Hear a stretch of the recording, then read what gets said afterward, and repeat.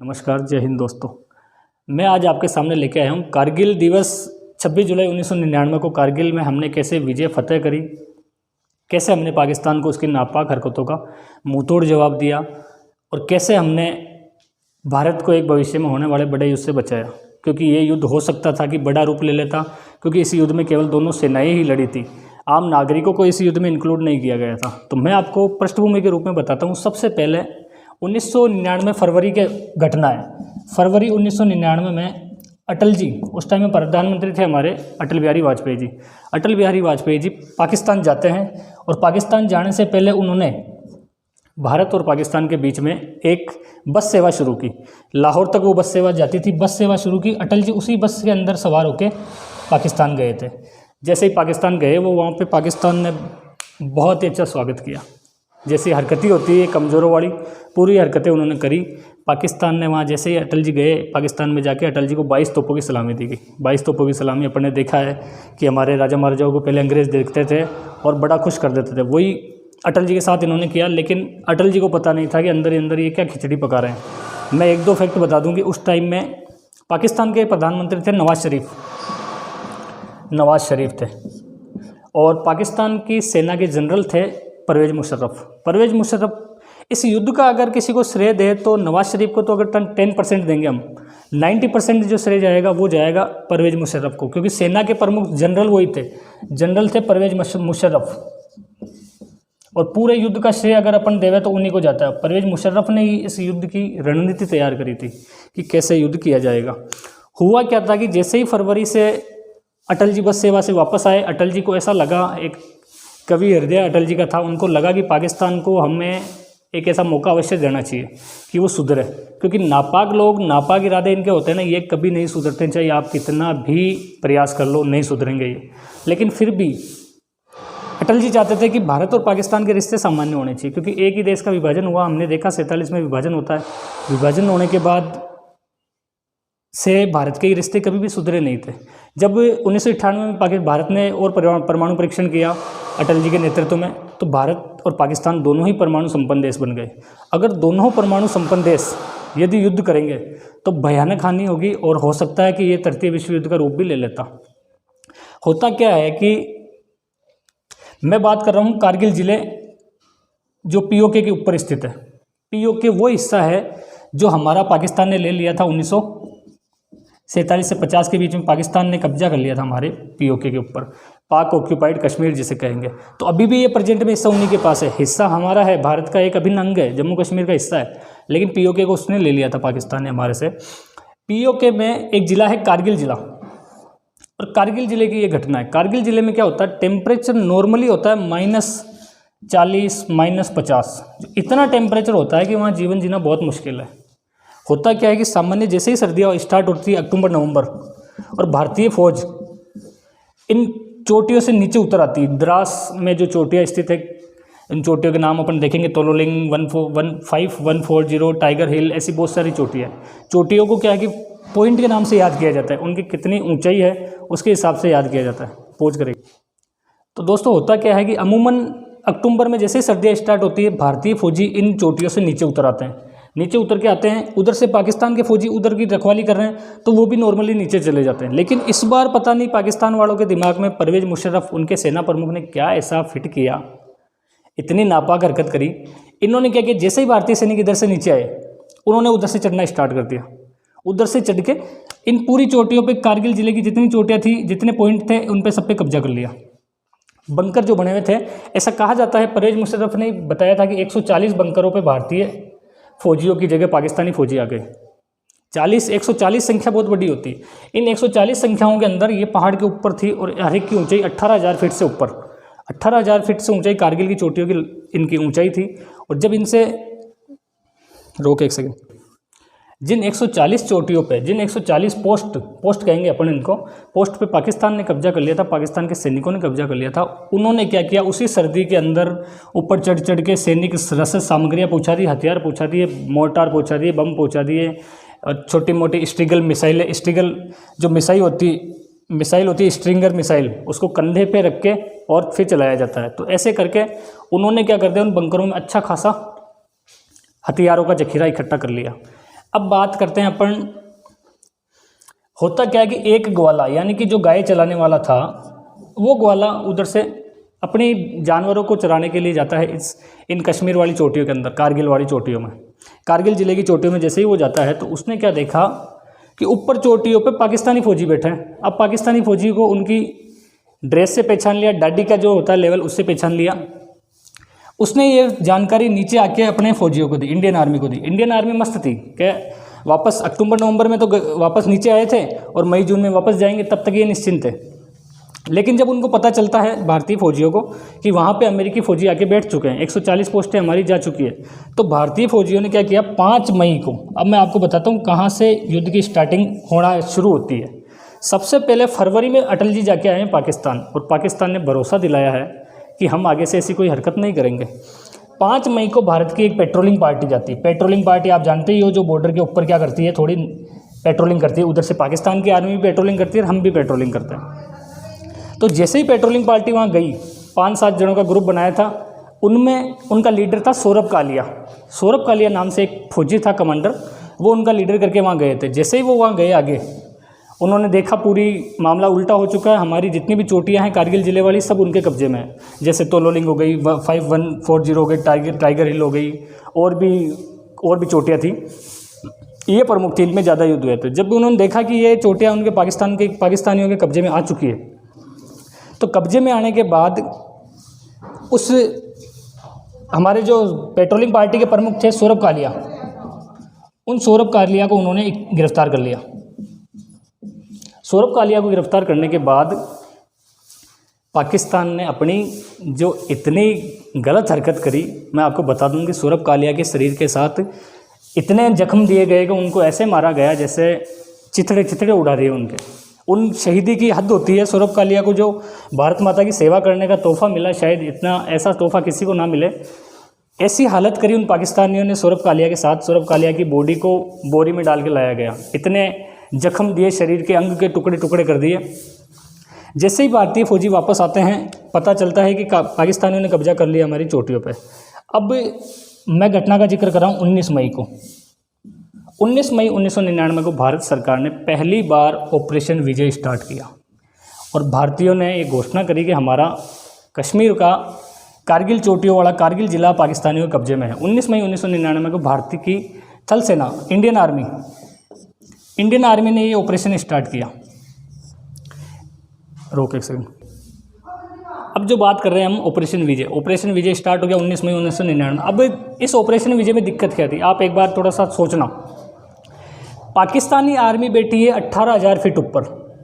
जो कारगिल की चोटियां हैं, तोलोलिंग हो गई, द्रास हो गई, टाइगर हिल हो गई, इन चोटियों पे ऊपर बैठे हैं पाकिस्तानी फौजी, हम हैं नीचे। इन्हें लेह और लद्दाख से कनेक्ट करने के लिए, कश्मीर से कनेक्ट करने के लिए नेशनल हाईवे नंबर 1 है। और नेशनल हाईवे नंबर 1 पे अगर कोई भी गाड़ी जाती है सेना की, तो पाकिस्तानी आर्मी ऊपर बैठ के बिल्कुल निशाना लगा रही है, सीधा सिर में जाके गोली लग रही है। तो दिक्कत पहले ये आ गई कि ऑपरेशन विजय में भारतीय इंडियन आर्मी को कि हम उन चोटियों के नज़दीक भी नहीं जा पा रहे हैं। जैसे ही नज़दीक जाते हैं, उधर से ऊपर से गोले बरसाते हैं, वो बम बरसाते हैं। ये युद्ध भारतीयों के लिए इतना जानलेवा था, इतना खतरनाक था, लेकिन भारत माता के जो वीर हैं वो कहीं रुकने वाले नहीं। ऐसे बच्चे जो अपने पाकिस्तान वाले हैं, ऐसे कई आ जाए तो भी अपने रुकने वाले नहीं है। किया क्या, सबसे पहले हमने तोलोलिंग को विजय किया। और इस युद्ध में हमने, हमारे को जो सबसे ज़्यादा सहयोग किया वो किया बोफोर्स तोप ने। बोफोर्स तोप का आप सभी को पता होगा, जब राजीव गांधी सरकार में थे तो बोफोर्स तोपों की खरीदारी करी थी, और ख़रीदारी के टाइम राजीव गांधी पे बहुत इल्ज़ाम लगे थे कि इन्होंने बोफोर्स में घोटाला किया है, ये कर दिया, वो कर दिया। लेकिन इस बोफोर्स तोप की अहमियत हमारे को लगभग 10 साल बाद 1999 में उस टाइम पता चली, जब हमने बोफोर्स तोप 40 किलोमीटर के दायरे में सीधा गोला मार सकती है। तो हमारे फौजियों ने नीचे से स्टार्ट किए गोले मारना, और वहाँ ऊपर बैठे हुए को हराया, ऊपर बैठे हुए को एक एक करके मारा। हमने सबसे पहले तोलोलिंग चोटी, आप एक पिक्चर मूवी भी अपने आप कारगिल मूवी देखोगे अगर, तो उसमें सबसे पहले हम तोलोलिंग चोटी को फतेह करते हैं। इसके बाद पॉइंट 5140 एक चोटी का नाम है, उनको उनकी ऊंचाई के आधार पे चोटी का नाम दे दिया जाता है। तो 5140 पे हमने फतेह किया। सबसे जो हमें दिक्कत आ रही थी वो ये थी कि टाइगर हिल को कैसे फतेह करें। टाइगर हिल को फतेह करने के लिए दिक्कत ये थी कि ऊपर से अगर आप छोटा सा पत्थर भी गिराओगे, टाइगर हिल की ऊंचाई थी 18,000 की ऊंचाई से अगर आप एक छोटा सा पत्थर गिराओगे तो नीचे आने वाले फौजी पे वो इतना तेज प्रहार करेगा कि फौजी बिल्कुल नीचे ही गिरना पड़ेगा उसको। जैसे आपने एक हमारे एक फौजी का नाम भी सुना होगा, एक मूवी भी आई है हमारे शेरशाह मूवी, इसमें जो फौजी रहते हैं वो कैप्टन विक्रम बत्रा। तो कैप्टन विक्रम बत्रा ने तोलोलिंग और 5140 में फतह करने में अपना योगदान दिया। उनका जो प्रमुख ध्येय वाक्य जो उस टाइम में बहुत पॉपुलर हुआ था, दिल मांगे मोर, और उनको पाकिस्तानी आर्मी खौफ से शेरशाह के नाम से जानी जाती थी। ये खौफ था पाकिस्तानी आर्मी में। उस टाइगर हिल को फतह करने में कैप्टन विक्रम बत्रा ने अपने जीवन की आहुति दी, शहीद हुए, उनको देश नमन करता है। इसके बाद कैसे करके हमने 3 ओर से घेर करके टाइगर हिल को फतह किया। टाइगर हिल को फतह करने में सबसे ज़्यादा हमारे को नुकसान भी हुआ, ऐसी कठिनाइयाँ भी आई। ओके, एक सेकंड। ये तो था हमारी ऑपरेशन विजय जो थल सेना ने चलाया, हमारी इंडियन आर्मी ने। लेकिन इंडियन आर्मी की मदद करने के लिए हमारे वायुसेना और नेवी ने, समुद्री सेना ने भी ऑपरेशन चलाया। मैं बात करूंगा अब ऑपरेशन सफ़ेद सागर, ये चलाया था हमारी वायुसेना ने। वायुसेना के पास ऐसे कई जहाज़ थे, मिग था, फाइटर प्लेन थे, मिग था, MI था, जगुआर था, और भी फाइटर प्लेन थे। एक हमारे पायलट थे नचिकेता पायलट क्या कर रहे थे कि दिक्कत ये थी कि उस पहाड़ियों के अंदर हमारे को ये पता नहीं चल पा रहा था कि ऊपर लोग कितने लोग बैठे हैं। आइडिया नहीं लगा पा रहे थे हम कि वो साले गद्दार तो है ही है, वो हरकत भी ऐसी करते। पाकिस्तानियों में ये हिम्मत नहीं सामने से आके टकराए, ये सामने से आके टकराते तो हम बताते। इन्होंने हमारी पीठ में खंजर घोंपा था, लेकिन अटल जी ने क्या कहा था कि ये हमारी पीठ में खंजर घोंप रहे हैं, लेकिन हम इनकी छाती पे वार करेंगे। ऐसा नहीं, डर के वार करने वाला नहीं, हमारी ज़मीन है, हम वापस लेंगे ज़रूर। ये जो जहाज़ जाने वाले थे, नचिकेता पायलट थे हमारे एक, ये क्या कर रहे थे, ये फाइटर प्लेन को उड़ा के ले जा रहे थे इन चोटियों के आसपास की। ये देख रहे थे कि कितने फौजी वहाँ मिलेंगे अपन को ऊपर। नीचे से ये पता नहीं चल पा रहा था। हमने उस टाइम में एक गुहार अमेरिका से भी लगाई। अमेरिका उस टाइम में फर्जी साबित हुआ हमारे लिए। हमने ये गुहार लगाई कि हमारे को GPS जो एक उनका सिस्टम है, मैप पे आपने देखा होगा कि हमारे को मैप पे ऊपर से अपनी छत भी लगभग पता चल जाती है, इतनी ऊंचाई तक वो देख सकता है नीचे तक। तो हमने ये उनसे पूछा कि आप बस ये बता दो ऊपर कितने सैनिक बैठे हैं। पाकिस्तान कह रहा था ये हमारे सैनिक नहीं है, ये आतंकवादी है। आतंकवादियों की इतनी हिम्मत नहीं है कि उनके पास इतनी मिसाइलें हो, स्ट्रिंगर मिसाइल जैसी मिसाइलें हो, मोर्टार बम हो। तो जैसे ही नचिकेता वहाँ जाते हैं ये चेक करने के लिए, और इतनी ऊंचाई पर फाइटर प्लेन को उड़ाना, और ये बहुत मुश्किल काम था। जैसे ही नचिकेता अपनी फाइटर प्लेन को लेके वहाँ जाते हैं, मिग था इनके पास, मिग और MI इन दोनों ने मदद करी थी हमारी। तो जैसे ही ये मिग को लेके जाते हैं, होता क्या है कि इन पे एक स्ट्रिंगर मिसाइल से उन आतंकवादियों ने, पाकिस्तानियों ने हमला किया। स्ट्रिंगर मिसाइल क्या होती है, तो यहाँ खंडे पे रखा जाता है और सीधा शूट किया जाता है, तो आने वाले फाइटर प्लेन तक को शूट कर देते हैं वो। जब नचिकेता को ऐसा पता चला हमारे पायलट को, तो उन्होंने क्या किया, पैराशूट से वो नीचे कूद गए। हो गया क्या, वो LOC के उधर कूद गए। ये जो LOC है, इस LOC के इधर की तरफ कूद गए, तो वो पाकिस्तानी वाले इलाके में आ गए। लेकिन जैसे अभी अभिनंदन को पाकिस्तान ने वापस भेजा था हमारे, वैसे का वैसा क्या कर दिया, अभी पाकिस्तान ने हमारे को उनको वापस सौंप दिया। युद्ध लंबा चल रहा था। होता क्या कि एक बार की बात है, उसी टाइम में युद्ध में एक जगुआर जहाज़ को उड़ा रहे थे हमारे 2 पायलट, 2 जहाज़ लेके गए थे जगुआर। पाकिस्तान की नेवी ने और एयरफोर्स ने उतना बड़ा रोल नहीं निभाया था, क्योंकि उनके पास कम्युनिकेशन की कमी थी, आपस में कोऑर्डिनेशन नहीं बन पाया उनकी सेनाओं में। उनकी आर्मी ने तो ज़रूर लड़े थे, वो गरी गद्दारी थी, लेकिन लड़े जरूर थे। लेकिन उनकी बाकी सेनाओं ने जहाज़ों ने उतना कोई रोल नहीं निभाया। तो हमारा जगुआर था, जैसे ही वो जगुआर 2 फौजी, एक तो सीनियर थे और एक जूनियर थे, वो उड़ा के ले जा रहे थे। तो होता क्या है, दोनों आसपास में चला रहे थे फाइटर प्लेन को। तो जगुआर से जो सीनियर प्लेयर था वो तो आगे था, और जो जूनियर फौजी था हमारा जूनियर पायलट, वो पीछे थे। होता क्या है कि जूनियर फौजी जो थे वो पाकिस्तान वाले इलाके में चले जाते हैं। अब पाकिस्तान वाले इलाके में होता क्या है कि वहाँ से जब वो नीचे देखते हैं, एक बम सेट करते हैं गिराने के लिए, वो नीचे उनको भीड़ दिखाई देती है, और वो सीनियर पायलट से पूछते हैं कि क्या मैं इसको बम को यहाँ गिरा दूँ इस भीड़ पे।